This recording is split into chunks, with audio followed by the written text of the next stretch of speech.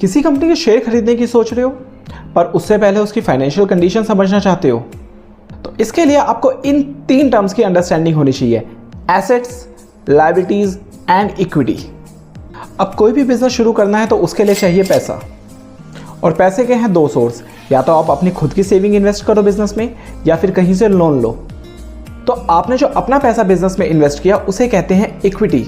Equity मतलब मालिक का पैसा, इसलिए जो आप शेयर खरीदते हो उन्हें कहते हैं इक्विटी शेयर्स।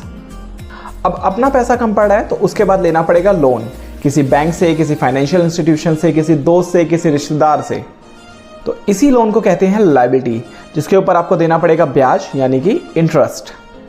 अब पैसा आ गया, इस पैसे को यूज करके आप खरीदोगे इन्वेंट्री, बिल्डिंग, मशीनरी, या फिर आपके पास ऐसा कैश ये रखा रहेगा।